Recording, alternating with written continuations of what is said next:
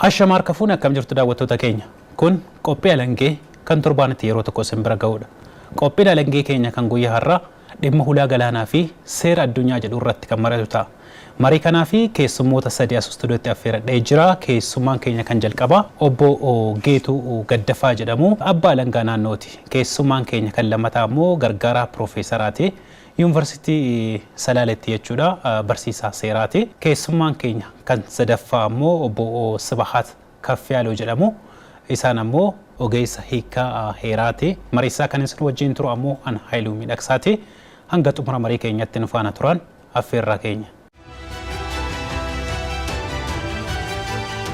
Hayyee keessummoota keenya waamicha keenya kabajtanii asitti nuuf argamuu keessaniif na ulfaadhaa isiniin jedha.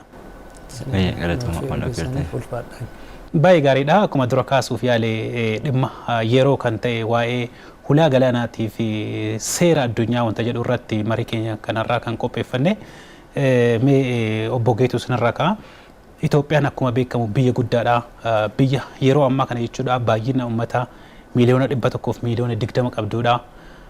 Dinagdeen ishiillee yeroodhaa gara yerootti dabalaa guddataa dhufaa kan jiru. Kanaafiyyuu biyya guddaa akkanaatii fi hulaan galaanaa hammam tokko barbaachisaadha wanta jedhuun haa jalqabnu obbo Geetuu. Tole galatoomaan jedha. Egaa Itoophiyaadhaaf hulaan galaanaa barbaachisaadha moo barbaachisaa miti yaada jedhu ilaaluun dura hulaan galaanaa maali faayidaa maalii qabaa kan jedhu osoo ilaallee gaariidha jechuudha. Hulaan galaanaa karaa biyyoonni itti wal qunnaman keessumarraa ardii tokkorraa gara ardii biraatti daldala akka addunyaa kanaatti taasifamu meeshaa biyya ofii keessatti oomishamu gara alaatti erguudhaaf yookaan immoo kan alatti biyya keessa hin jirre gara keessaatti galfachuudhaaf karri itti tajaajilaman biyya kamiifuu hulaa galaanaadha jechuudha. Kanaaf hulaan galaanaa biyya kamiifiyyuu addunyaa kanarratti barbaachisaa fi murteessaadha jechuudha. Kanaaf kanarraa kaanee gaafa ilaallu Itoophiyaanis hulaan galaanaa Itoophiyaadhaaf barbaachisaadha moo barbaachisaa miti kan jedhu kun dhimma gaaffiif dhiyaatuyyuu miti. Baay'ee barbaachisaadha kan jedhuun qaba jechuudha. Gargaaraa Piroofeesara Zalaalam isinis yuunivarsiitii keessatti illee barnoota seeraati kan barsiiftanii dhimma kanarra haa turruuti. Hammam tokko biyya guddaa akka Itoophiyaa kanaaf hulaan galaanaa barbaachisaadha wanta jedhu yaada dabalata. Biyya qabna gaafa jettu ida'ama sabaa qofa miti. Laftis jira. Samii keessatti olaantummaa qabaachuu qabda. Akkasumas immoo galaana yookaan lageewwan biyya qaxxaamuran galaanaa fi garballee dabalata. Kana hundaa irratti aboo yookaan immoo murteessummaa qabaachuudhaan wal qabata. Seenaa Itoophiyaa gaafa ilaaltu yerootti ulaa balbalaa galaanaa qabaachaa turteetu ture. Waggaa 20-30 darban kana keessa immoo daanga'ee jira. Waa tokko hubachuu kan qabnu jaarraa 21ffaa keessatti biyyoonni lafarra darbanii galaanaa buuranii samiitti solbaanii ispeesii irratti illee wal dorgomaa jiru. Kanaaf biyyi kun dantaa egeree ishee murteessuudhaaf waan lafaa qofatti daangoftee hafuu hin qabdu. Carraawwan jiran biyyoota ollaa waliin ta'uudhaan ulaa balbala galaanaa sirriitti itti fayyadamu akkasumas immoo uummata miiliyoona 120 waggaa muraasa booda immoo gara 50tti dhiyaatu sanaa ol kan deemu waan ta'eef ukkaamamee biyya taa'ee akka ammaa jirutti itti fufu ta'uu hin qabu jedhee yaada. Kanaafuu dirqamadha gaaffii dirqamatti irratti mari'atamee illee fuulduratti deemuu qabu jedhee yaada. Obbo Sibahat. Ulaa galaanaa biyyootaan qaban fi biyyootaan dhaban iddoo garaagarummaan jiru. Biyyootaan hin qabne faayidaa aksesii ulaa galaanaatiin argamuu qabu hedduudhaaf. Keessattuu kanan xiyyeeffachuu barbaadu inni kaan jedhameera faayidaa diinagdee maalii jedhameera. Ani biyya guddaa haga Itoophiyaa kanaaf uummata baay'ina hagas qabu kanaaf diinagdeef siyaasallee caala ishuu security ta'aa ilaalcha jedhu qaba. Lakkuma baay'inni uummata bal'aa qabaattuun lakkuma lafi ji'oogiraafii hanga bal'atuun fedhiin ati ulaa galaanaa yookaan aksesii garba guddaa irraati qabdu hagasumaan ol ka'a deema. Yoo biyya xiqqateette dhugaadha economic interest kan qofa keessa laaluu dandeetta maal laaluu dandeetta. Garuu yoo biyya guddaa baay'inni uummata hagas ga'u qabaatte interesting kan yookaan dantaan kan keeti dantaa dinagdeetii ol deema jechuudha. Dantaa nageenya ta'a. Sodaa sii ta'a jechuudha qabaachuu dhabuun. Yoo qabaatte immoo dantaa nageenya kan kee haaluma suniidhaan naannoo kan keessatti eegsifachuu dandeetta. Biyyi keenya lakkoofsa gasii qabaatte, ji'oogiraafii gasii qabaatte, ambiishinii qabaachuu dandeetti. Regional powerin ta'uuf fedhii qabaachuu dandeetti. Isas ce'uu fi immoo fedhii qabaachuu dandeetti. Kan kana hunda galmaan ga'uuf garuu barbaachisummaan ulaa galaanaa guddaadha jechuu barbaada. Isaan hiriyooti kaasan siyaasaaf dinagdee istirateejik ta'aniin alatti jechuudha. Baay'ee gaariidha. Boogeetu barbaachisummaa isaa faayidaa isaa ilaallee jirra. Kun ka'umsaaf nu tajaajilati yaada. Kanaafuu Itoophiyaan akkuma amma dura Zalaalam kaasaa turan jechuudha. Seenaadhaanis Itoophiyaan ulaa galaanaa ni qabdii turte. Amma immoo dinagdeen ishii guddataa jira. Argamni ishiin galaana diimaa irraas galaana Indiyaa irraa qabdullee baay'ee dhihoodha. Kanaan dabalatatti biyyoota ollaa Itoophiyaa kan yeroo ammaa ulaa galaanaa qaban wajjinillee Itoophiyaan uummattoota qooddattu qabdi. Affaar keessatti, Sumaalee keessatti akkasumas Sudaanittis. Kanaafiyyuu kanneen xiyyeeffannoo keessa galchuudhaan seerri addunyaa maal jedha Itoophiyaan mirga ulaa galaanaa argachuudhaan wal qabate jechuudha.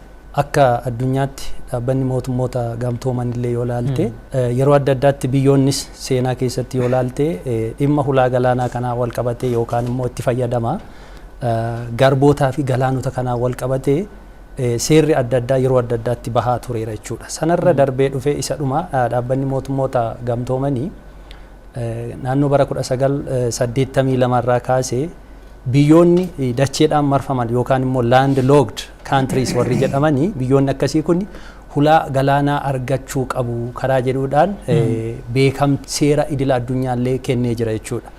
Wantoonni seerri customary laws kan jedhan akkuma jiranitti ta'ee gara seera idila addunyaa dhaabbata mootummoota gamtoomanii mirkanaa'utti dhufee seerri kun beekamtii argatee jira jechuudha. Biyyoon kanarraa kaanee gaafa laallu Itoophiyaanis sila kaasaniif jalqaba seenaa keessa yoo darbinee dhufne Itoophiyaan ulaa galaanaa qabdi ture jechuudha. Asiin karaa ulaa galaana Asab Eertiraarraa wal qabatee kan jiru Miswaadhaa wal qabatee kan jiru itti fayyadamaa akka turtedha jechuudha. Adeemsa keessaa sababa jijjiirama mootummaadhaan yookaan immoo haala siyaasaatiin naannoo bara 1980 akka Itoophiyaa yookaan immoo naannoo 98 akka Awurooppaatti walitti bu'iinsa mootummaa Eertiraa fi Itoophiyaa gidduutti ta'een ulaa galaanaa sana haa dhabdu malee yeroo dheeraaf itti fayyadamaa turtee jirti jechuudha ulaa galaanaa kana. Kanaaf yeroo ammaa kana immoo seerri kun biyyoonni walii galteedhaan keessumaa biyyoonni carraa uumamaa ta'ee qarqara galaanaa jiran yookaan coastal states warri jedhamanii fi warri dacheedhaan marfaman kun dirqama ulaa galaanaatti biyyoota dacheedhaan marfaman kana darbanii akka isaan galaanaan wal qunnamanii ulaa galaanaa bakka buufata dooniiwwan gurguddaa dhimmoonni meeshaawwan oomisha biyya keessaa gara alaatti baasuudhaaf yookaan immoo meeshaawwan oomisha adda addaa bu'aa oomisha adda addaa kan ta'an gara biyya keessaa galchisuutti kanneen dhumatanis haa ta'u kanneen dheedhii ta'an sana galfachuudhaaf guddina dinagdee biyya sanaa gama biraatiin immoo dhimma bulchiinsa ofii jalatti taasifatanii illee bulchuu haala danda'aniin seerri kun beekamtii isaanii kennee jira. Gama lameenuu dirqamni eegamu akka seerichaatti wanti jiru yoo jiraate biyyoonni kun waliigalteedhaan waan kana taasisuu akka qaban waliigalteedhaan mariidhaan yookaan immoo michummaadhaan waan kana hojiirra akka oolchuu qaban agarsiisa malee seerri kun dhimma beekamtii kenneefii ta'uusaa hubanna jechuudha. Seeronni idil addunyaa kan ulaa balbalaa yookaan galaanaa biyyoota qarqara galaanaa hin jirreef falmii ture bara 1950 kaasee hagammaatti falmiidha. Akka addunyaa keenyaatti biyyoonni 45 ta'an biyyoota land locked yookaan immoo ulaa hin qabnedha baay'een isaanii 45. Kana gaafa laaltu biyyoonni kun irra jireessa isaanii dinagdeen isaanii warra gadi bu'aadha. Hiyyeessota ikoonomiin isaanii. Akkasumas immoo isaaniif dantaa kana kabachiisuudhaaf jecha seeronni bahan kun hagas marallee kan dantaa isaanii kabachiisu miti dhugaa dubbanne wanni. Yoo laalte fakkeenyaaf United Nation Convention on Law of Sea sadii yoo laalte keewwata isaa yoo laalte amma ta'e baalaansii gochuudhaaf hin yaala biyyoota qarqara galaanaa jiraniif biyyoota qarqara galaanaa hin jirre biyyoota qarqara galaanaa jiran olaantummaa qabu sirriitti the bottom billion namni Collier jedhamu barreessu tokko yoo qarqara galaanaa jiraatte jedha addunyaa tajaajilteedha yoo qarqara galaanaa hin jiraanne immoo ollaa kee isa qarqara galaanaa jiru tajaajilteedha maal jechuudha yoo qarqara galaanaa jiraatte addunyaa tajaajilta addunyaa abuuruu dandeessa jechuudha warri koloneeffatoota qe'ee isaanii keessatti wal fixuurra kan isaan addunyaa biraa koloneeffatanii bulchuutti ce'an gaafa doonii hojjetani gaafa galaana abuuran gaafa addunyaa abuuran Itoophiyaan ce'uudhaaf yookaan immoo sadarkaa tokkotti dabartee argamuudhaaf yoo barbaachise dubbii qaraxaa qofa miti dubbii ulaa argatanii shaqaxa fidanii yookaan immoo asitti oomishanii achi geessuu qofaana miti maal taata deemtee kan ollaa kee tajaajiltu taata malee kan biyya kee irraa haftee kan addunyaaf baatuun taatu. Kanaaf seeronni amma jiran qabatamatti yoo haasofne jechuudha. Seeronni amma jiran biyyoota qarqara galaanaa jiran hin fayyadan yoo dhugaa dubbanna ta'e. Hiikaan itti kennamee akkaataa fayyadamanitti dippiloomaatikaali itti deemuu dandeenya jechuu danda'ame tokko.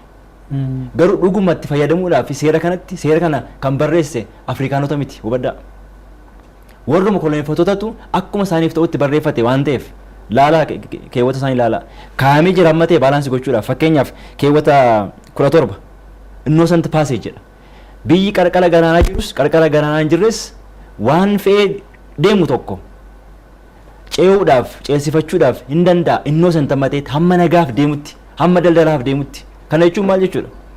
Waan lola kaasuu, waan meeshaatti feetee jirtu, wanta biyya qarqara galaanaa jirtu sana dantaa sana yookaan immoo birmadummaa ishee miidhu jedhamu dalagda taanaan inni kun siif hin eeyyamu jechuudha karaa kan biraa. Maal jechuudha?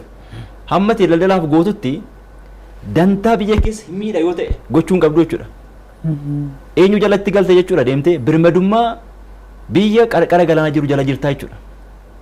Sana jijjiiruudhaaf akka kootti seeronni kun akkuma jirutti ta'e seeronni kun garuu seerota koloneeffattootaan barraa'edha. Kun hubatamuu qaba. Biyyoota 45 qarqara galaanaa yookaan immoo balbala hin qabne keessaa gara 23 kan ta'an as Afrikaa keessa jiru. Isaan kun irra jireessaan hiyyeessota. Kun jijjiiramuu qaba. Itoophiyaan kana jijjiiruudhaaf soft power yookaan immoo aangoo yookaan immoo humna lolaatiin odoo hin ta'in dippiloomaasiin itti deemtee jijjiiruu qabdi.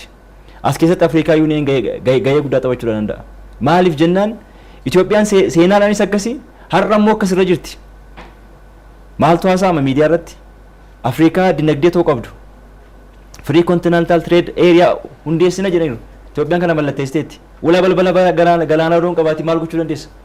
Akkamitti kana keessatti taphachuu dandeessa? Hirmaachuus akkamittiin dandeessa? Kun jijjiiramuu qaba. Seeronni ta'an jiru. Keewwata 17 fudhachuu dandeessaa. United Nation Convention on Law of Sea sadii fudhachuu dandeessaa. 69 fudhachuu dandeessa. Fakkeenyaaf akka seera galaanaatti Law of Seatti biyyi qarqara galaanaa jiru tokkodha. Lafa isheetii kaasee qarqara lafa sanaatti kaasee hamma niwutikaal maayilii 12tti akkuma qaama lafa biyya sanaatti lakkaa'ama jedha. 12 jechuun fakkeenyaaf naannoo kiiloomeetira 22-24tti kan dhiyaatu jechuudha kiiloomeetira yoo lakkoofte. Sana qofaa mitiidha. Contagious zone immoo qabaachuu danda'udha. Warra kamtu warra galgala qarqara galaanaa jiratu. Innis immoo ammas niwutikaala meetirii 12 jedha. 24 kenneefee gara hawwatee booddee maal jedha? Economic zone waan jedhamu jira. Inni immoo 200dha. Niwutikaala meetirii 200. Walumaa galatti meeqa ta'e? 224 almost eenyuuf kenne jechuudha. Warra qarqara galaanaa jiraniif kenne. Kun gaafatamuu qaba. Question ta'uu qaba. Itoophiyaan fakkeenyaaf dinagdee keessatti qurxummiin qabuu danda'a yoo jette niwutikaal meetirii 24 boodadha kan isheen natti abuuruu dandeessu. Isa iyyuu immoo yoo eeyyamameefidha. Eeyyama eenyuutiin? Eeyyama warra qarqara galaanaa jiranii fi inni iyyuu feerna siinsaa ilaalameetu. Sanaan ala immoo haayisii jedhama. Haayisiin kun immoo sanaa ol kan jiru. Niwutikaal meetirii 224 booda kan jiru. Ooshinii jechuudha. Haayisii kanarratti bilisan immoo for mankind jedhameetu jira. Innumti mataan isaa iyyuu immoo land lockdis biyyoota qarqara galaanaa jiranis haala fayyaduu danda'uun kalaqamee jiru seeronni sun. So in kaasna taanaan seerri kun ka'uu danda'a. Bira qabaan barbaachisu seera sana kan barreesse warra koloneeffattootaati. Isa kana garuu reverse gochuudhaaf Itoophiyaan biyyoota akka Uganda biyyoota akka qarqara galaanaa hin jirre Afrikaa keessa jiranii akkasumas immoo Awurooppaa keessa jiran Switzerland fakkeenyaaf qarqara galaanaa miti kan isheen jirtu garuu itti fayyadamteetti fayyadamaas immoo jirti maaliif isheen kan jirtu Afrikaa keessa miti Awurooppaa keessa jirti moodeliin Switzerland itti successful taate Itoophiyaaf hojjechuu danda'a har'a garuu akkamittiin danda'ama isaan European Union qabataniitu Itoophiyaan Afrikaa Union qabattee dhimma kana galmaan ga'uu dandeessi kana gochuudhaaf immoo adeemsa haaraa ejjennoo haaraa barbaachisa seeronni amma lafa jiran kun dhugaa dubbachuuf taanaan biyyoota guddataa jiraniif kan fayyadan caalaa kan warra maasteroota warra sana kalaqe fayyadu akkasitti ilaaluun barbaachisaa. Obbo Sibaat gara keessan dhufa akkuma dura kaasaa turre Itoophiyaan dinagdeen ishee guddataa jira baay'inni uummatas guddataa jira kanaafiyyuu Itoophiyaan mirga hulaa galaanaa argachuu qabdi moo hin qabdu wanta jechisiisu gama seeraatiin. Seerri addunyaa kun maal jedha wanta jedhu irratti. Itoophiyaan keessattuu konvenshinii 1982 keewwata 3 irratti hundaa'uudhaan fayyadamuuf mirga hin qabdi. Garuu hagam fedhiinu amma qabnuu fi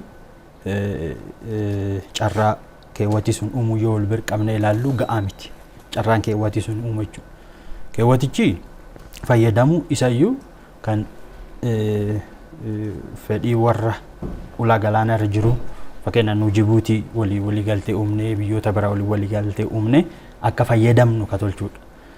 Fedhii nam dantaan Itoophiyaan barbaaddu garuu isaa ol ulaa galaanaa ofii qabaachuudha. Kun immoo keessattuu karaan nu ittiin mirkaneeffachuu dandeenyu jedhee herregu karaa seenaadhaan mirgoota seenaadhaan qabnu irra deebinee ilaaluudhaan riiviizit tolchuudhaan wanti ta'uu danda'u ni jira jedhee herrega. Akkuma Profeesar Kaasanii waliigalteen seerii addunyaa international law kan jedhamu guutumaa isaatti dadhabbiin isaa guddaan tokko fedhiidhuma warroottan humna qabuutu jedhamee herregama. Warra westii kanatti akka barbaadutti fireem tolchee mallatteessisiin jedha karaa adda addaatiin si qabee mallatteessuun kan kennu oolu faayidaa isaan irraatii waan qabduuf jechuudha. Bifa kanaan seerota ba'anitti addunyaa bitaa jira. Karaa biraatiin immoo waliigalteewwan Itoophiyaan ulaa galaanaa kan ittiin dhabdee yoo ilaallu waliigaltee biyyoota koloneeffattootaa fi mootummaadhuma biyyaallee osoo ta'e lijitimesiin isaa kan bakka bu'ummaa uummata qabu osoo hin ta'in rijiim intarestii qabate kan deeman waan ta'aniif fedhiidhuma rijiimiitiif iyyuu waan barbaadan mallatteessuu jara danda'a waan ta'aniif waliigalteedhuma sun iyyuu gaafii keessa galchuun barbaachisaadha. Akkuma amma waliigaltee Abbayaa ittiin mormaa jirru kan waliigalteedhuma seerotuma sun iyyuu biyyootaan hiyyeeyyii amma laandilookti kana waliin ta'anii waliigaltee suniif seerota suni gaafii keessa galchaa deemuun barbaachisaadha. Harka fedhii amma qabnu akses tolchuun ala oon tolchuu sovereign territory qaama bishaanii keessatti uumachuufiin kallattiin sunis ilaalamuu qaba jedhee. Seeronni Itoophiyaan biyya koloneeffattuu Xaaliyaan wajjin bara 1900 akkasumas 1902 1908tti mallatteeffaman jiru. Isaan kanneen kan Itoophiyaa hulaa galaanaallee dhabsiisaniiru jedhamaniiti ilaalamanii seerota kanneen akkamitti ilaalamaa? Waliigaltee biyya Itoophiyaa fi biyyoota koloneeffattoota yoo jennu fakkeenyaaf Itaaliidhaan gama Itaaliitiin wal qabatee kan jiru gama Biriteen guddittii kan jedhamu sana biyya Biriteeniitiin wal qabatee jiru. Isaan kana waliigalteewwan yeroo adda addaa keessumattuu naannoo jaarraa dhuma 19ffaa keessa mallatteeffaman keessaa fakkeenyaaf kan 1990 waliigalteen Itaalii fi Itoophiyaa gidduutti mallatteeffame waliigaltee bakka Itaaliin koloniidhaan qabatte keessumaa Eertiraa jechuudha.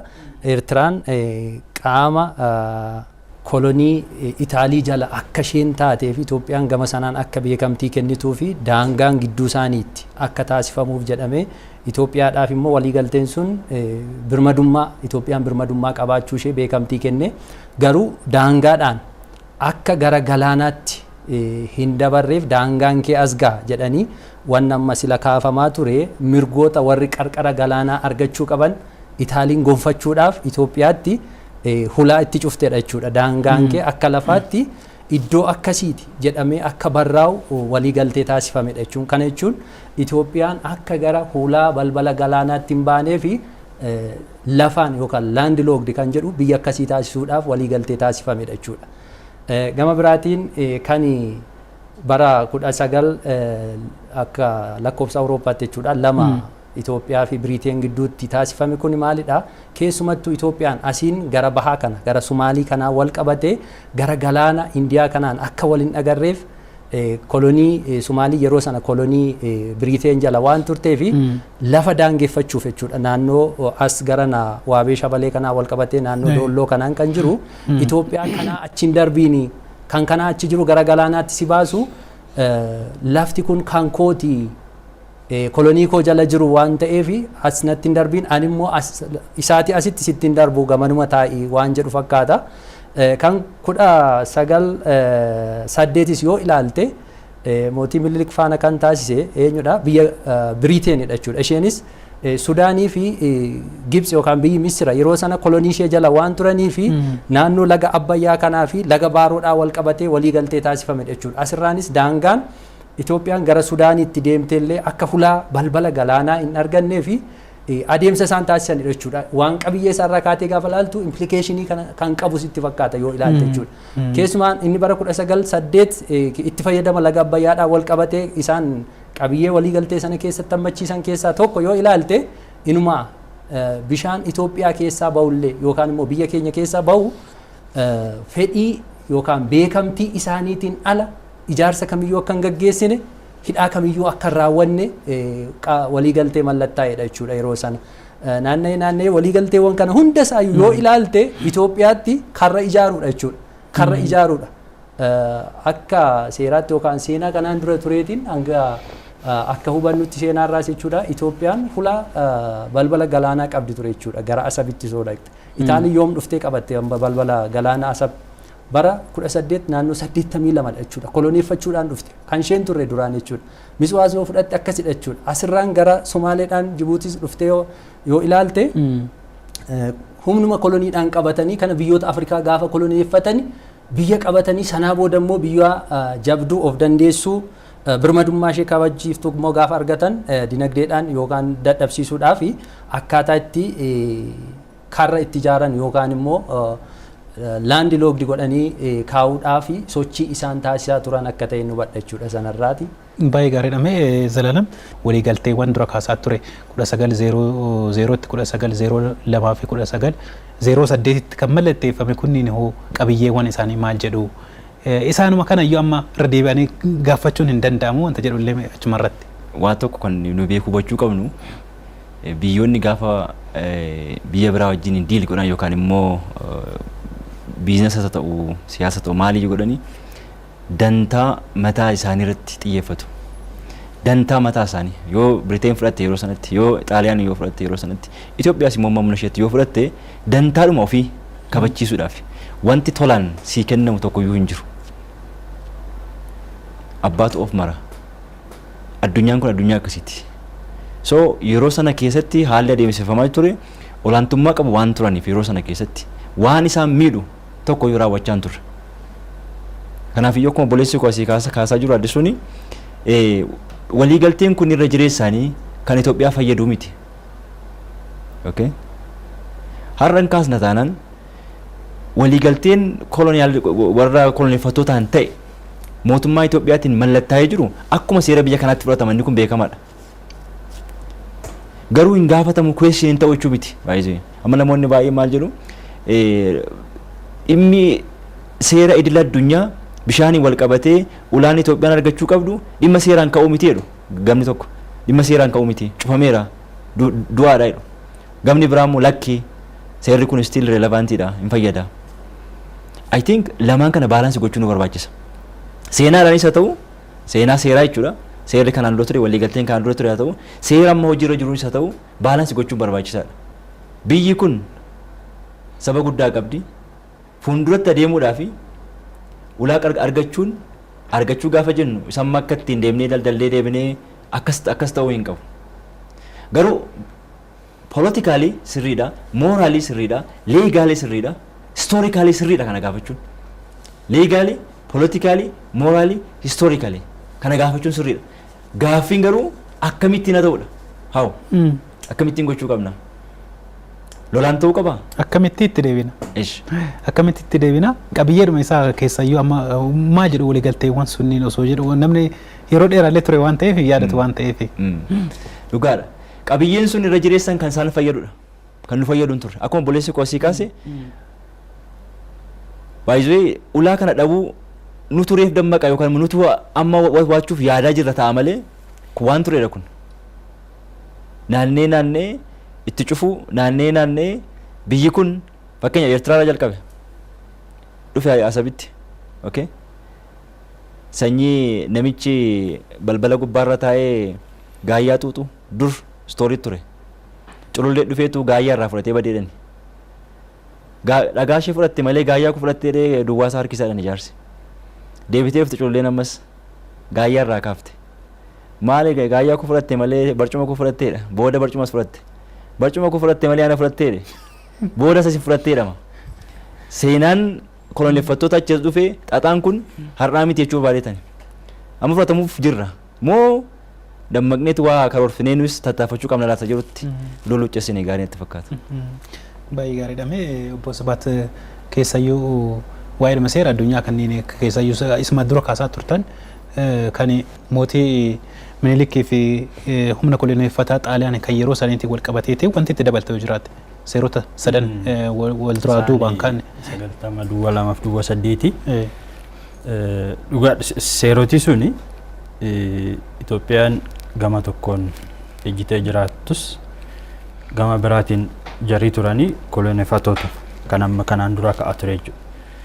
Keessattuu yeroo sun yoo ilaallu naannoo 85 yeroo jalqabaaf Xaaliyaanoti yeroo naannoo qarqara galaana diimaa kallattii Eertiraatiin qabatan objekshinii ture karaa Minilikiitiin jechuudha. Achiin booda garuu fedhiin qaamolee yeroo suni super power turan Italy, France fi Great Britain Euroopiin naannoo sunitti sochii diinagdee cimaa keessa turte. Kanaafuu riisoorsii ni barbaadu. Qarqara galaan diimaa sunis to'achuu ni barbaadu. Karaa gabaabaadha waan ta'eef jechuudha. Faaristii ga'uuf, miidilistii ga'uuf wantoota achi jiru akses tolchuu fi karaa gabaabaa waan ta'eef isa to'achuu barbaadu. Isa to'achuu barbaadu kana to'achuuf immoo interferaansii humni naannoo sun ka sodaachisu ka jiru humna Itoophiyaa kana. Isaan ala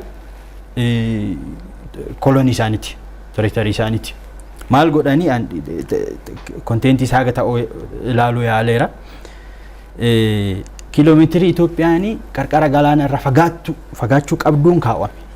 Isa Eertiraa kiiloomeetirii 16 jedhee ka maayilsii 16 kiiloomeetirii 16 gara naannoo Somaaliilaandii yoo dhufu maayilsii 180 maali jedhee ka.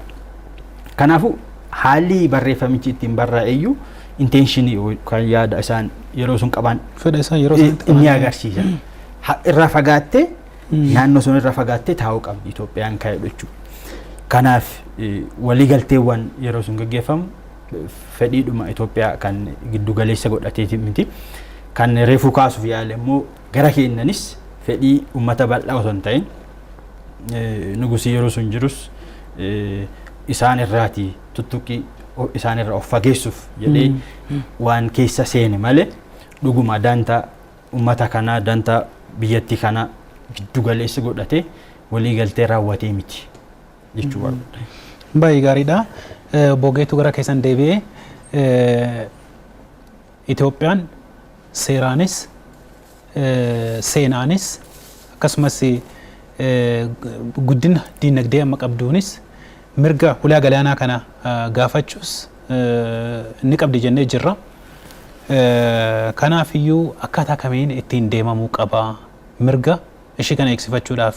Hulaan galaanaa biyya tokkootiif gama diinagdeen isaa ta'uu gama siyaasaanis baay'ee barbaachisaa fi murteessaadha. Kanaaf biyya ammas guddoo kun Itoophiyaanii hulaa galaanaa malee taa'uuni naannee rakkoowwan gama dinagdee siyaasaatiif dhufaniif saaxiluunsaa hin oolle qabatamaanis immoo waggoota 30 darban kana keessatti arginee jirra jechuudha. Har'a mataasaa arginee jirra. Hulaa galaanaa tokkittii qofa qabannee karaa ba'umsa Jibuutii kana gama sanaan dhiibbaawwan gahaa jiran keessumattuu naannoo sanatti konsentriyeeshinii jiruutiin wal qabatee rakkoo jiran kana maqsuudhaaf hulaawwan galaanaa filannoo qabaachuun baay'ee barbaachisaadha jechuudha.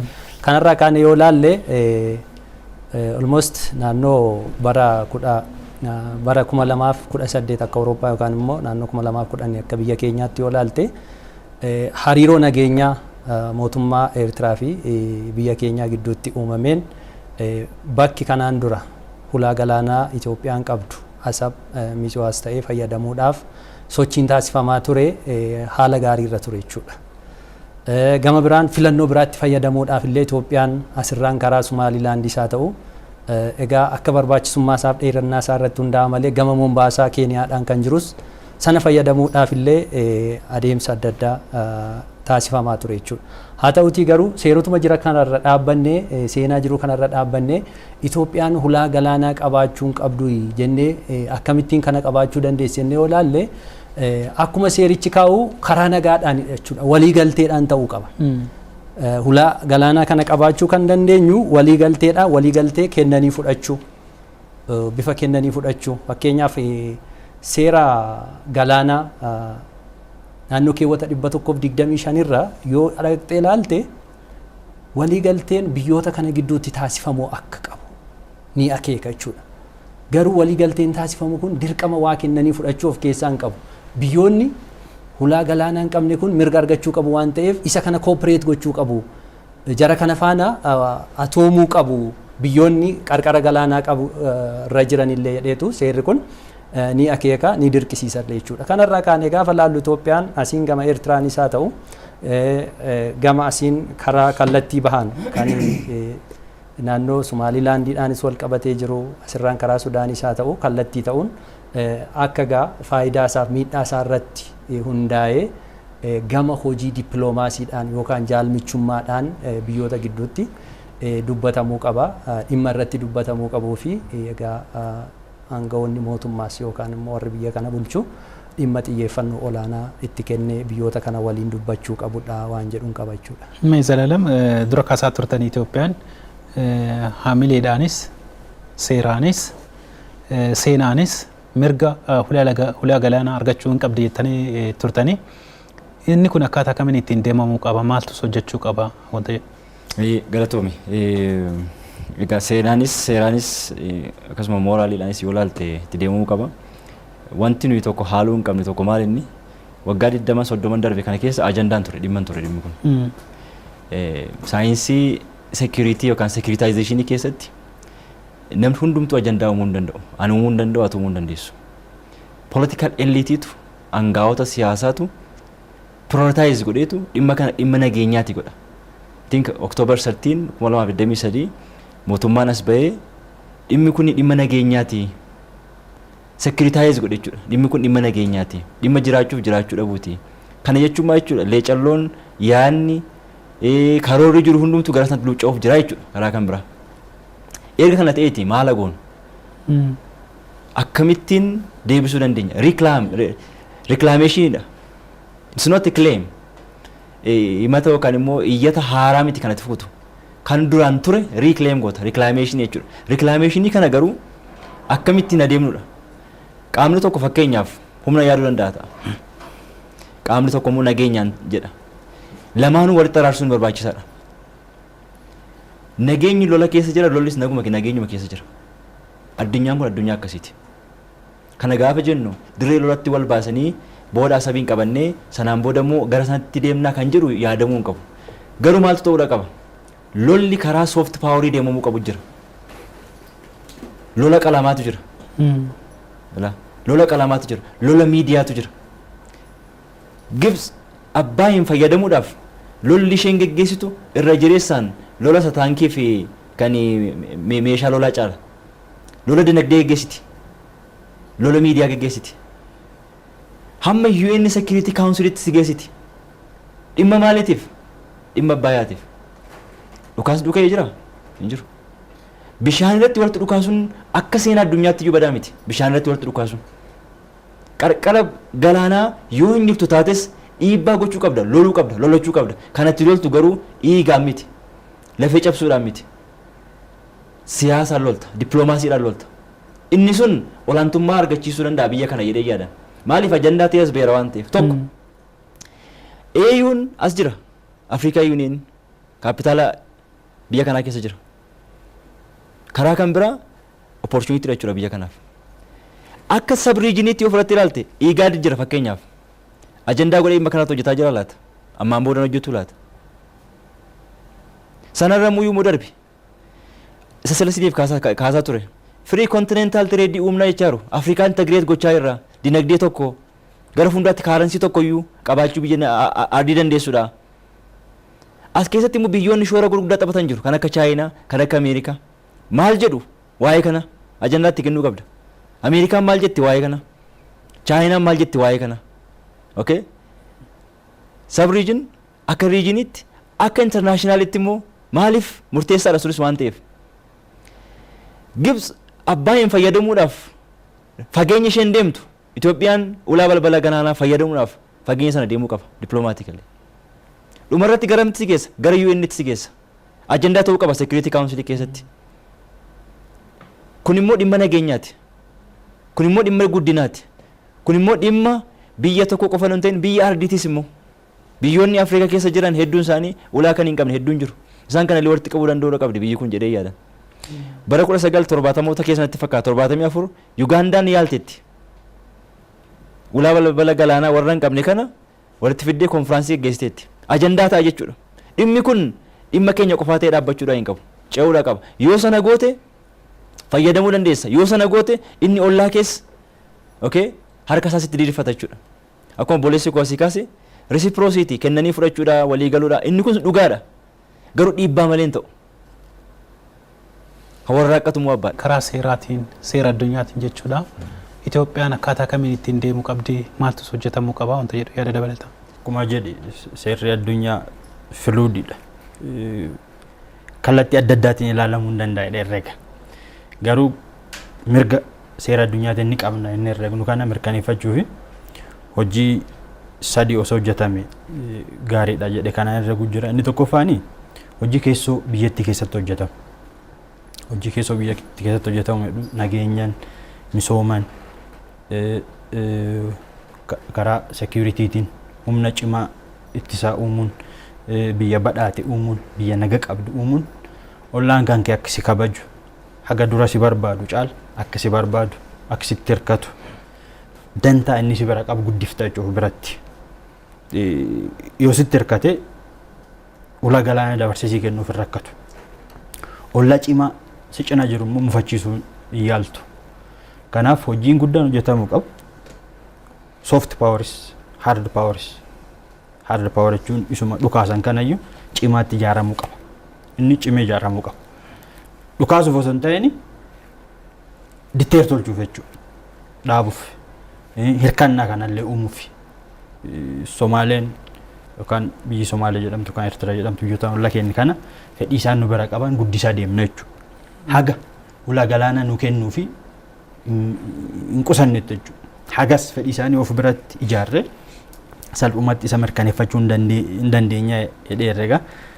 Kanammoo mirkaneessuu fi inni lammaffaan hariiroo biyyoota kana waliin qabnu karaa mirga kan mirkaneessuuf nu dandeessisuun bocuu barbaachisa jechuudha. Eertiraa waliin Jibuutis ta'ee biyyoota Somaalee waliin hariiroon nu qabu irra deebi'amee ilaalamee karaa dantaa kana ulaa galaanaa kan ittiin mirkaneeffachuu dandeenyu bocamuu ni danda'a jedhee herrega. Sadaffaan akka ka'uu danda'u mirga seena hin qabnu kana isa reefu kaase jechuudha. Seerota waliigalteewwan nu hidhanii nu teessisan kan irra deebi'anii ishuu ajandaa tolchu. Ajandaa tolchanii furmaata isaa barbaaduu barbaachisa jechuudha. Keessattuu isa 90 sun irra deebi'amee carraan hin jira. Baay'ee invalidate tolchuun danda'ama. Vienna Convention of Law of Treaties in kaa'a. Withdraw tolchuun danda'ama. Yoo humna qabaatte tolchita isas humnuma lamaan reefu hard power soft power illee qabaatte tolchuu hin dandeetta. Amma nu rakkisuu danda'a. Kanaaf hojii guguddaa isa lamaan dura yoo hojjenne mirga seenan qabnu kana mirkaneeffachuuf karaa nuu baana jedheerre. Baay'ee gaarii namee obbo Geetuu gara keessan deebi'a. Ministeerri muummee Dr. Abiy Ahmed yeroo darbe mana maree bakka bu'oota uummatatti argamuudhaan jechuudha ibsa yeroo taasisaman miseensota mana mareetiif karaa nagaatiin deemnaa mariidhaan deemnaa jedhaniiti filannoowwan jiranillee lafa kaa'anii turan akkaataa kamiin hulaan galaanaa kun argamuu akka danda'u federeeshinii kaa'anii jiru konfedereeshiniidhaallee kaa'anii jiru. Kanaafiyyuu amma kan isin gaafadhu carraawwan jiran isaanuma kana moo kan biraallee jiru isaan kanneen irratti illee osoo yaadanaaf kennitanii. Ulaa galaanaa kana argachuudhaan wal qabatee muummeen ministeeraa filannoowwan akka mootummaa isaaniitti tokko lama jedhanii tarreessanii mana maree bakka bu'oota uummataaf dhiyeessaniin Itoophiyaan ulaa galaanaa argachuun dirqamadha jedhanii jala muranii dhimmi kun dhimma mariidhaaf dhiyaatullee miti. Dhimma murteessaadha waan ta'eef akkamitti hojiitti hiiknaa karaa jedhu tokko lama jedhanii tarreessanii jiru jechuudha filannoo kana. Isaan karaa danda'ameen keessumaa walitti dhufanii bifa garaagaraadhaan fakkeenyaaf biyyoonni walitti dhufanii ulaa galaanaa kan argachuu kan danda'u biyyoota qarqara galaanaa ta'an kana faana waliigaltee uumnee bifa liiziidhaan isaa ta'u yookaan iddoo sanatti kennanii fudhachuu waan jenne kanaatiin walitti dhufnee akkaataatti argachuu dandeenyu kana waan danda'amu ni yaalla ni goona kan jedhu kaa'anii jiru jechuudha. Egaa waan isaan kana kaa'anirraa filannoon biraa jiru maali kan jedhu waan seeraan qabnu kana aga danda'ametti jalqaba kaafameera jechuudha. Akka addunyaatti dhiibbaa uumuu danda'udha jechuudha. Dhiibbaan nuti uumuu dandeenyu tokko dhaabbata mootummoota gamtooman keessatti yoo ilaalte biyyoonni dantaa isaanii kabachiifachuudhaaf yeroo baay'ee sochii isaan godhan akkuma mammaaksa dippiloomaasii keessatti either be a mountain or lean on the mountain jedhamu kana yookaan tuulluu ta'e yookaan immoo tuulluutti hirkadhu kan jedhamu jira jechuudha. Biyyoota dhiibbaa uumuu danda'an yookaan dhiibbaa uumiitii argisiisi waan sana dantaa kee fedhii kee kabachiifadhu yoo ofii kee dandeessu ta'e immoo biyyoota waan kana sii kabachiisuu danda'an isaanittillee hirkadhuuti dhiibbaa uumiiti yookaan immoo akka isaan dhiibbaa sii uuman taasisiiti waan dhabde sana argadhu waan jedhan jira jechuudha. Amma jalqaba kaasaniira sii obboleessi koo jechuudha. Kan biyya Gibsii kana itti fayyadaman laga Abbayyaatiin wal qabattee dhimmoota jiran seerota jiran fudhattee yoo ilaalte irra caalaa kan isaan hirkatan seerota Great Britain biyya Britain guddittii jedhamtu bara isaan koloneeffatte baafatte irratti rarra'u jechuudha. Sana qofaa miti ergasii immoo hayyoota isaanii ogeessota namoota lammii isaanii kan barsiifatan biyyoota addunyaa keessatti dhaabbilee gurguddoo addunyaa kana keessatti dhiibbaa uumuu danda'an keessaa qabanitti dhimma ba'u. Isaanitti dhimma ba'u jechuudha namoota hayyoota qabanitti illee dhageettii argachuudhaaf karaa adda addaa gama dinagdeen isaa ta'u naannoo dhiibbaa karaa siyaasaan isaa ta'u karaa adda addaatiin dhiibbaa uumanii dantaa ofii kabachiisachuuf yaalu waan ta'eef Itoophiyaanis karaa dandeessu hundaa hayyoota qabdutti isaa ta'u lammiiwwan biyya keessas jiranii biyya alaa dabalatanii waan kana irratti dhiibbaa uumuu danda'anii seenaa ture sirriitti naareet godhanii waan kana yookaan immoo karaa addunyaa kana hubachiisuu danda'anii lafa kaa'uu danda'an isaanittillee dhimma ba'uun baay'ee barbaachisaadha waan jedhuun qaba. Sanarra immoo biyyootuma uumamni isaan badhaasee qarqara galaanaa qabanii fi kanaan dura michuu yookaan immoo hariiroo gaarii Itoophiyaa faana qabanillee irra deebi'an isaan faanas ammas karaa nagaa ta'eetiin akkuma jedhame sana itti deemuun baay'ee murteessaadha. Yeroo darbe akkuma dura kaasaa ture ministeerri muummee filannoowwan jiran kaasaniiti kan turan konfedereeshiniidhaan filannoon hin jiru jira karaa federeeshiniidhaan filannoon jiru jira mee kan inni irratti illee filannoowwan biraallee yoo jiraate isaan kanneen akkaataa seerri addunyaa jedhu irratti yaada keessan. Galatoomi amma naannee birmadummaatu jira birmadummaa biyyaatu jira. Itoophiyaan birmadummaa mataa ishee qabdi sovereignty jennu sana Eertiraan sovereignty mataa ishee qabdi haa xiqqaatu maal haa ta'u biyyi kamiyyuu birmadummaa qaba Jibuutiinis birmadummaa qabdi. Sana kabajuun barbaachisaadha jedhee yaada. Politikaalii keessumattiyyuu pariyaa steetsi godha steetii ati calliseedhuma maali nama jedhamutti fakkeenyaaf dargaggeessi safara tokko ka'ee namatti teestaan nama rukutee namoonni naannoo sana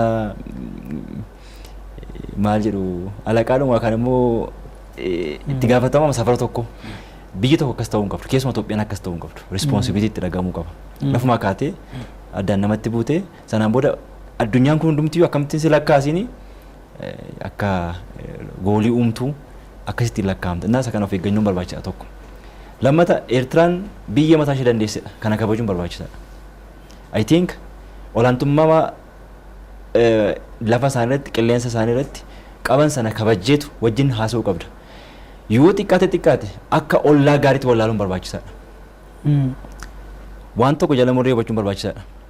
Uummata Eertiraaf uummata Itoophiyaa boriftaan wajjin jiraachuu danda'a. Garuu akkamitti wajjin jiraachuu qaba? Konfedereeshinii haa ta'u, federeeshinii haa ta'u, kana kan murteessu uummata.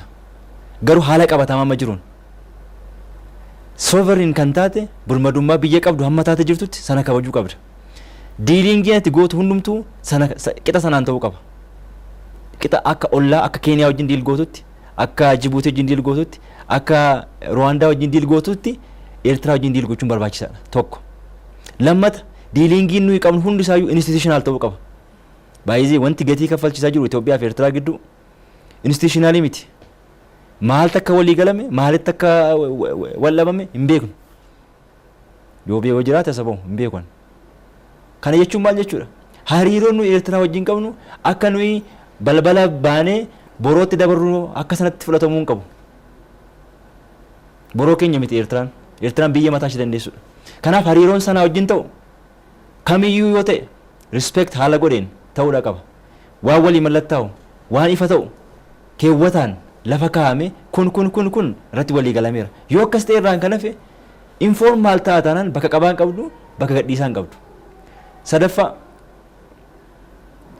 yoo biyyi kun dhuguma fayyadamuu barbaadde ta'ee gara sanatti deemuu barbaadde taanaan ajandaan amma kaafame kun waan torban tokko qofaa ta'uu hin qabu baay'ee. Waan torban tokko, waan ji'a tokko dhugaadhumatti hin barbaadama taanaan fakkeenyaaf nama barsiisaa seeraati. Seera kaarikilamii qabnu keessaa waa'ee maritime law darbalaba dhageessa malee koorsii ta'e diizaayinii hin taane hin jiru, gatameera keessa hin jiru. Yoo maastarsii baratatee international law keessa xaxee baratta. Undergraduate keessatti hin jiru seerumti maritime law hin jiru. Elective course keessatti illee badaa waan galaa jiru natti hin fakkaatu hin jiru. Inni kun deebuu qaba jechuudha. Dirqamatti qarqara galaanaa jiraachuun qabdootte waa'ee galaanaa qorachuudhaaf. Ajandaa nuuf ta'a jennee kan yaaduu qabnu inni tokko baratamuu qaba. Maritime literacy irratti hojjechuu qabda. Miidiyaan akkamittiin gara furmaataatti deemna gaafa jennee kaafnu furmaanni jiru bal'aadha baay'ee dhugaa dubbachuuf taanaan bal'aadha. Yoo ati dinagdeedhaan deemta ta'e carraan ati nama baay'ee ofitti harkisu bal'aadha. Dinagdeen deemta taanaan waliin hojjennaa, waliin daldallaa. Ani kanan sii kennaati immoo kana naa kenni kanaan deemta taanaan karaa dheeraa deemta. Humnaan taanaan karaa dheeraan deemtu. Fakkeenyaaf proposaalii dhiyaate keessatti yoo ilaalte ta'e kunoo xiyyaarri jira kan Itoophiyaa yookaan hidhaan Abbayyaa jira kan galaana hidha guddicha Itoophiyaa jira. Akkasitti dhibbeentaadhaan kun akka isaan hawwatanii gara kana dhufaniifidha. Reciprocal waan ta'uu qabudha. Kennitee atis fudhatta. Kana keessatti hirmaattotaan argatta. Kun garuu qabatamaadhaan hojiitti jijjiiramuudha qaba. Yoo kana fudhachuu dhiisanu maal haa ta'u? Okay, maal haa ta'u? Dhiibbaa gochuun dirqama sirra jira jechuudha. Dhiibbaa akkaataatti godhamu immoo hedduudha. Dhaabbilee qabduun akkuma boleessi kwasii kaasaa ture. Dhiibbaa gochuu. Kana egaa itti fuftee rukutuu qabda. Itti fuftee dhiibbaatti gochuu qabda. Yoo akkas goote balbala argachuu dandeessa. Argattees immoo itti fayyadamuu dandeessa. Itti fayyadamuu qofaa miti. Akkuma ardiitti iyyuu ardiin kun sababa Itoophiyaatiif baay'ee al tokko namoonni post koloniyaal jedhu miti. Qabatamaadhaan kolonii jala jirra baay'ee. Qabatamaadhumaan. Hojiin kun kan hojjetame durumaanis kanumaani ammas jalaa baanee hin jiru. Kana jalaa ba'uu keessatti hojii guddaatu nu eeggata. Baay'ee gaariidha. Obbo Kaffaluu gudunfaa jirra waan ta'eef dhimma ulaa galaanaa fi seera addunyaa jedhu kanarratti dhaamsa waliigalaa akkamii qabdaa wanta jedhuun? Anis filannoon waraanaa filannoo keessaa ba'uu qaba. Akkuma PMNs kaasan hiriyoota kiyyaas si kaasanii filannoo keessaa ba'uu qaba. Isa baasuu jechuun immoo hin ijaarrachuu miti. Akkuma jedhee deterrence effect waan qabuuf cimaan ijaaramuu qaba. Humni ittisa cimaan ijaaramuu qaba. Kallattii hundaan qaamni nageenya sun cimaan ijaaramuu qaba. Garuu ittiin waraanuun hin barbaachisu. Sababii isaa osoo achi hin ga'een mirkaneeffachuu dandeenyadha waan irra gufe jechuudha. Tokko filannoo PMN kaasan sun qabeenya Itoophiyaan qabdu guddaa keessatti sheerii isaanii kennuudhaan isaanis akka ulaa galaanaa karra nuu banan tolchuun ni danda'ama. Dabalataanis yoo ilaalame jedhee herregummoo economic integration naannoo kana keessatti mirkaneessuun wanti dhufuu danda'u illee ni jira. Keessattuu kallattii kibbaatiin yoo ilaaltu Keeniyaa keessa uummati Booranaa ni jira, Itoophiyaa keessa ni jira. Uummati Booranaa walitti hidhatee hanga Indiyaan Ocean deema. Kaawuntii sadii keessa jiraate jechuudha. River Isiolo fi Marsabit jedhame. Uummati Booranaa kunis Itoophiyaa jiruuf Keeniyaa keessa jiru walitti hidhame. Hariiroon isaa yoo cimee deemu diinagdeen maaldhaan hidhamu daangaa effektii daangaa balleessuu qabaachuu danda'a jechuudha. Ka Eertiraaf naannoo Asabii Afaarii jiruuf naannoo Itoophiyaa keessa Afaarii jiru Somaaliyaa keessa jiruuf Itoophiyaa keessa jiru hariiroo warra diinagdeedhaan cimee rakkoon sodaa nageenyaa badee yoo deemu salphisuu danda'a carraa ulaa galaanaa ittiin mirkaneeffachuu jechuudha. Kanaaf kunis akka dabalataatti yoo ilaalame gaarii. Baay'ee gaariidha. Yaada walii galaa Obbo Geetu. Dhimma ulaa galaanaa kanaa wal qabatee akkuma jalqabaa kaasnee irratti dudubbachaa turre barbaachisummaan isaa baay'ee murteessaa akka ta'e keessumattuu guddina dinagdee hawaasummaa gama siyaasaan illee biyya tokkoof baay'ee murteessaa ta'uunsaa waan gaaffii keessan galle akka ta'e kaasnee jirra. Kanarraa ka'uudhaanis muummee ministeera keenyaa yookaan immoo mootummaan Dr. Abiyyiin hoogganamu kuni dhimma murteessaa ta'uusaa hubatee yeroo ammaa kana mana maree bakka bu'ootaaf dhiyeessee jira. Kanaaf qaamoleen seera hiiktuu warra biyya keessaa kun bakka bu'oonni uummataa kun isaa ta'u seera raawwachiistuu walumaa galatti uummanni biyya kanaa dhimma kanaaf xiyyeeffannoo olaanaa kennuudhaan dhimmi ulaa galaanaa kun murteessaa ta'uusaa hubachuudhaan gama isarraa eegamuutiin hundinuu gahee isaa bahachuu qaba waan jedhuun qaba. Dabalataan mootummaanis dhimma kana dhimma ajandaa yeroo tokko yookaan for political consumption kan jedhamu dhimma siyaasaa galtee siyaasaa qofaadhaaf itti fayyadamuuf osoo hin taane dhimma egeree biyya kanaa egeree dhalootaa jijjiiruu danda'u ta'uusaa hubatee akka ajandaatti erga qabatee qabatamaan raawwiidhaan agarsiisuu qaba waan jedhuu fi ogeeyyota yookaan immoo hayyuuwwan ogummaa kallattii adda addaarraan seeraarraas haa ta'u siyaasaarraa hariiroorraa dhimma kallattii adda addaatiin dhimma itti bahee waan kana karaa isaanii hundumaan gahee isaanii akka bahatan dhiibbaa barbaachisu akka uumanii fi akka addunyaatti dhageetti akka godhan qabatamaan waan yaadame kan akka hojiitti fidan waan jedhuun qabachuudha. Istiraateejiin barbaachisaadha asirratti. Yaadamni kun yaadama gaariidha. Istiraateejiin namni hundumtuu namni baay'een bitu ta'uu qaba. Fakkeenyaaf gaafa laallu ajandaan kun ajandaa yeroo miti gaafan jedhu akkamitti anan sii kaasaa jira. Fakkeenyaaf uummanni Oromoo jira. Uummanni Oromoo ajandaa kana akkamitti ilaala? Fakkeenyaaf waa'ee ulaa galaanaa qofaa doon ta'in Abbaayyumayyuu hidhaa guddicha kana. Okay? Meeqan keenyatu itti hirmaata laata? Meeqan keenya qorata laata? Nu gashaa laata? Okay? Inni kun immoo sanarra caala. Akka nama dhuunfaatti dhimmi kun dhimma sabaaf sablammoota biyya kanaa jiraatan hundayyuu ilaallata caalatti immoo uummata Oromoo ilaallata. Weeraraa ta'eef miti. Impeeraalistii ta'ees miti. Maaliif ilaallata itti fakkaata? Dantaan uummata kanaa caalatti kan eegamu yoo sanaan kabajame deeggarame qofaadha. Baay'ee qoo qabnaa Oromoota har'a hojii barbaacha jireenya fooyya'aa barbaacha bakkatee biyya alaa deemu galaanatti dhumu. Implikeeshinii guddaa nuuf qaba. Saba guddaadha waan ta'eef. Istiraateejiin nan jedhe istiraateejiin yeroo gabaabaa keessatti raawwattu, yeroo giddu galeessaa keessatti raawwattu, yeroo dheeraa keessatti raawwattu dhimma kanaan wal qabatee jiraachuu qaba. Al tokkotti nan raawwadha jettee waan liqimsuu hin dandeenye afaanitti waan naqatte alanfachuufus rakkisa.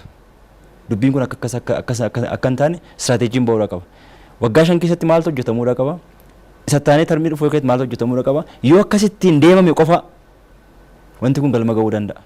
Kanaafiyyuu istiraateejiin jiraachuu qabu qabatamaadhaan. Istiraateejiin kun not necessarily wanta hawaasatti himtus ta'uu dhiisuu danda'a.